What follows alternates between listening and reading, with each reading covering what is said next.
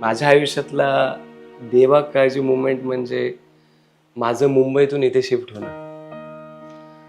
त्यावेळी मला आता भारावून येते थोडंसं, पण खरंच सांगायचं म्हटलं तर एवढी मोठी लाईफस्टाईल, ह्या लाईफस्टाईलमध्ये इतकी वर्ष मी जगलो. मुंबईमध्ये 2005 मध्ये गेलो. 5 पासून 2020 पर्यंत मी मुंबईमध्ये होतो.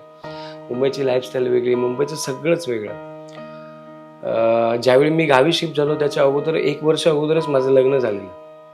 त्यामुळे माझ्या बायकोलाही कन्व्हिन्स करणं खूप कठीण होतं आणि तिचा खूप मोठा रोल आहे. सॉरी.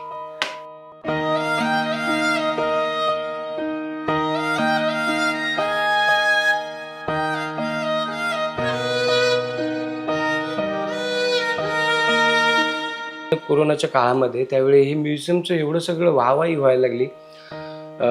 जो तो रिलेटिव्ह यायला लागला, बघायला लागला आणि म्हणायला लागला खूप छान केलेस. आणि बाबा आणि भाऊ हे दोघं माझे इन्स्पिरेशन आहेत.